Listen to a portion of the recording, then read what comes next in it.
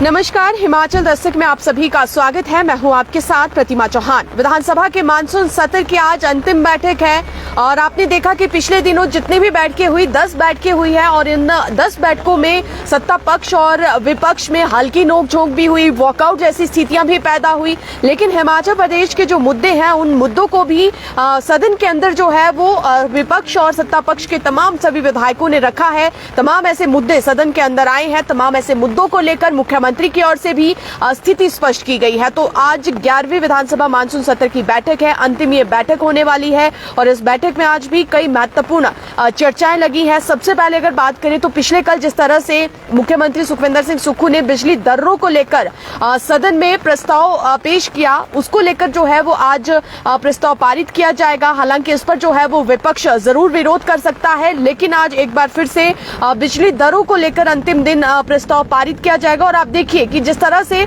अब हिमाचल प्रदेश में घरेलू उपभोक्ताओं को भी बिजली जो है वो महंगी हो जाएगी। 2 पैसे से लेकर 6 रुपए तक यूनिट तक जो है वो अलग अलग कैटेगरी के तहत हिमाचल प्रदेश में बिजली की दरें बढ़ेगी। और सबसे बड़ी बात यह है कि अब राज्य सरकार ने जिस तरह से शराब में मिल्क सेस लगाया था और पीके सेस यानी कि प्राकृतिक सेस लगाया था, उसी तर्ज पर अब बिजली शुल्क में भी राज्य सरकार ने मिल्क सेस और इसके अलावा जो है वो पर्यावरण सेस लगाने का फैसला लिया है। इसमें पर्यावरण सेस जो है वो लघु और जितने भी बड़े औद्योगिक कंपनियां हैं, जितने भी औद्योगिक घराने हैं, उनके लिए जो है वो ये सेस लगाया जाएगा। तो कुल मिलाकर जो है वो हिमाचल प्रदेश में बिजली की दरें सरकार की ओर से अब बढ़ाई जाएगी। 2 पैसे यूनिट से लेकर 10 पैसे यूनिट तक जो है वो अलग अलग सेस सरकार की ओर से लगाए जाएंगे। हालांकि जो बड़े औद्योगिक क्षेत्र है वहां पर जो है वो 2 पैसे से लेकर 10 रुपए तक भी जो है वो बिजली की दरों में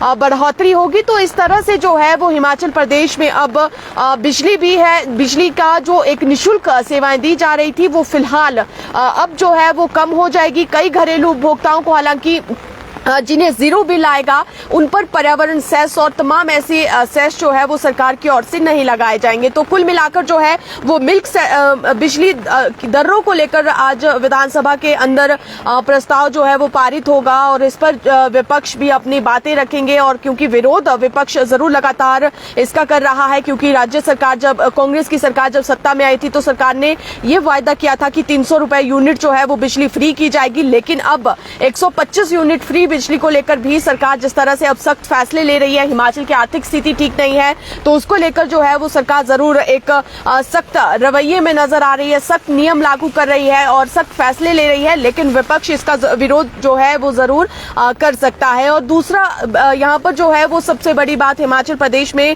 की राजधानी शिमला में जिस तरह से मस्जिद विवाद चल रहा है, उस विवाद को लेकर कल बड़ा दिन होने वाला है। कल मस्जिद विवाद को लेकर काफी संख्या में जो है वो हिंदू संगठन के लोग संजौली में आ रहे हैं। जिस तरह से उन्होंने चेतावनी दी थी कि वो आएंगे, संजौली में प्रदर्शन करेंगे और अवैध रूप से जो मस्जिद बनाई गई है उस मस्जिद को भी गिराएंगे। तो इस मसले को लेकर भी आज सदन के अंदर मुख्यमंत्री की ओर से या सदन के बाहर भी मुख्यमंत्री आज जरूर इस बात पर को लेकर आम लोगों से, हिमाचल की जनता से आग्रह कर सकते हैं कि हिमाचल की राजधानी में शांति बनाए रखें। क्योंकि अभी भी आप देखिए तो काफी संख्या में संजौली में पुलिस बल तैनात कर दिया है। सुरक्षा के मद्देनजर वहां पर चप्पे चप्पे पर पुलिस को तैनात कर दिया गया है। कहा यह भी जा रहा है कि आज संजौली के तमाम क्षेत्रों में या फिर शिमला में जो है, शिमला के कई क्षेत्रों में धारा 144 लगाई जा सकती है कानून व्यवस्था को लेकर। तो अपने आप में जो है वो मस्जिद विवाद को लेकर हिमाचल प्रदेश की राजधानी में जो एक विवाद उत्पन्न हुआ है उस विवाद को शांत करने के लिए राज्य सरकार की ओर से भी सख्त कदम उठाए जा रहे हैं। राज्य सरकार लगातार जो है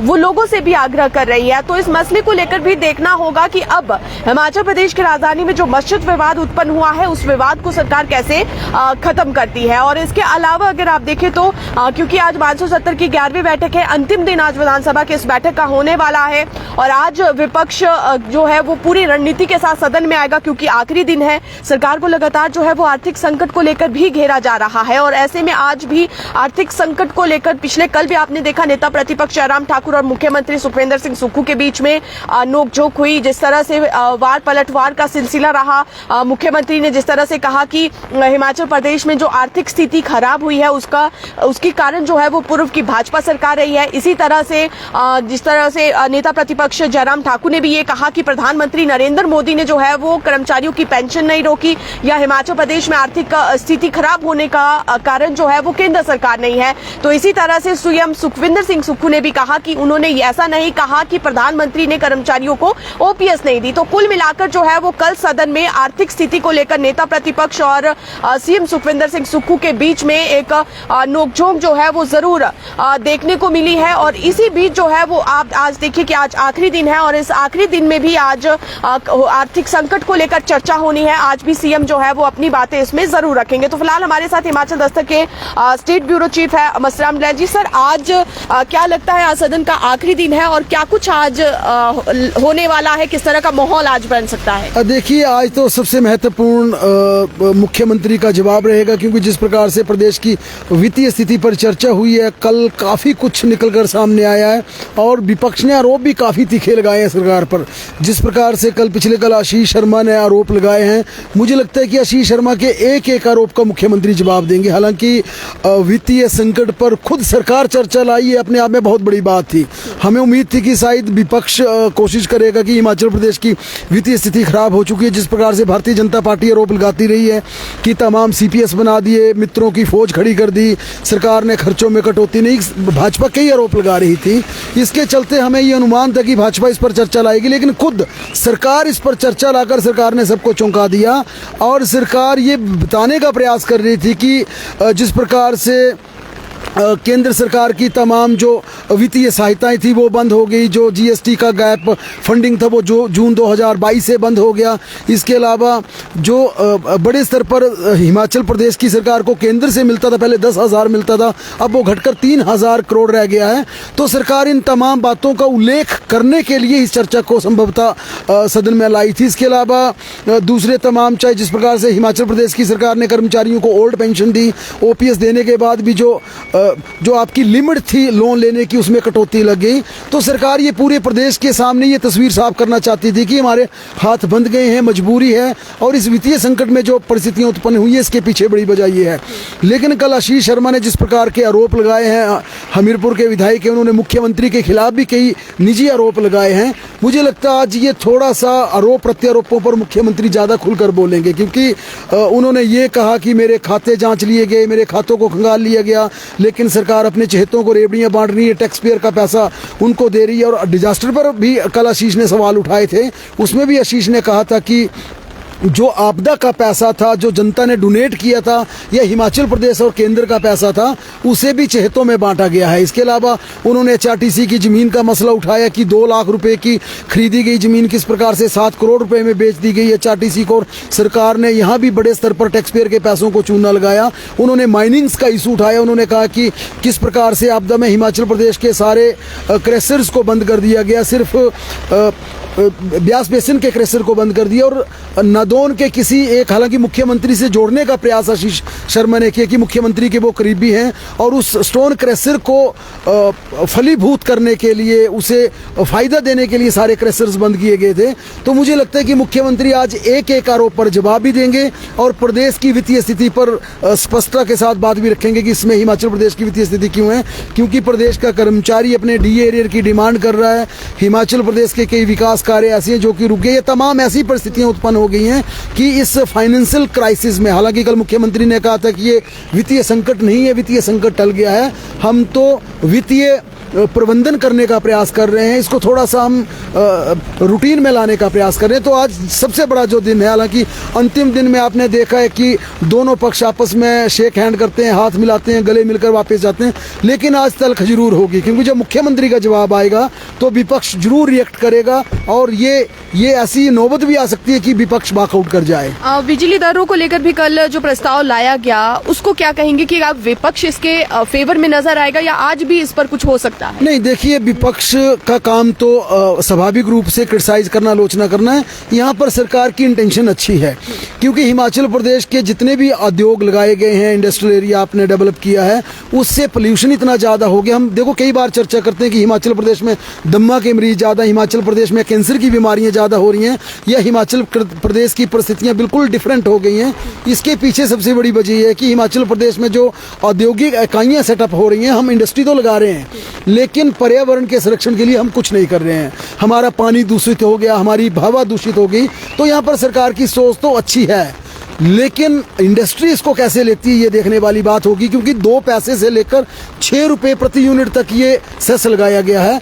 अब दूसरा खतरा इस पे एक और बढ़ गया है कि क्या हिमाचल प्रदेश की इंडस्ट्री कहीं भाग के ना चली जाए, पलायन ना करी जाए, क्योंकि हमने देखा कई उद्योग जम्मू की तरफ पलायन कर रहे हैं, यूपी की तरफ पलायन कर रहे हैं। ये खतरा रहेगा, लेकिन सरकार की इंटेंशन अच्छी है। दूसरा, जो कंज्यूमर, जो उपभोक्ता हिमाचल प्रदेश के लोग हैं, उन पर जो सेस लगाया गया 20 पैसे का, उसमें भी ठीक है कि हिमाचल की आप कृषि को आगे चलकर सरकारी नौकरी के अवसर कम होंगे तो आप दूध उत्पादकों के लिए एक अच्छा यहाँ पर प्रयास दिख रहा है, या आप कृषि के लिए अच्छा प्रयास दिख रहा है। लेकिन टेंशन वाली बात क्या होगी, सेस आपने लगाया, आपकी सोच अच्छी है, लेकिन बिजली का बिल इतना ज़्यादा बढ़ जाएगा कि लोग फ्रस्ट्रेट ना हो जाएं, क्योंकि बिजली की कीमतों में बहुत बड़ी वृद्धि होने वाली है, ये पक्का तय है। क्योंकि सरकार ने जिस प्रकार से सब्सिडी को वापस ले लिया है, सब्सिडी बंद कर दी है, सब्सिडी देने के बाद अब ये जो 20 पैसे का प्रति यूनिट, और ये काफ़ी लंबा होता है, कोई ये 20 पैसे कम अमाउंट दिख रहा है, लेकिन जब उपभोक्ताओं का बिजली का बिल आएगा तो बिल का साइज़ इतना बड़ा होगा कि लोग टेंशन में आएंगे। तो सरकार की टेंशन बेशक एक इंटेंशन अच्छी रही हो, लेकिन लोगों पर बोझ बड़ा पड़ने वाला है, ये भी पक्का है। बिल्कुल, और मस्जिद विवाद पर भी सवाल कर लेते हैं, क्योंकि कल जो है वो शिमला में बड़ा आंदोलन होने वाला है। ये कहा जा रहा है कि हिंदू संगठन के काफी संख्या में लोग आने वाले हैं, तो सरकार की क्या तैयारी है, प्रशासन की क्या तैयारी है, क्या लगता है? देखिए, इस मुद्दे पर तो अगर आप जनता के कमेंट देखें, जनता का रिएक्शन है, वो भी ये कह रही है कि 5 मंजिला अवैध निर्माण पिछले 12 से 14 सालों में खड़ा हो गया। लोकल एडमिनिस्ट्रेशन क्या कर रहा था, एमसी क्या कर रहा था, और वो एमसी जो आज इसकी सुनवाई कर रही है, यानी कि यहाँ तो सही बात कही जाए तो एमसी सबसे बड़ा कसूरवार है।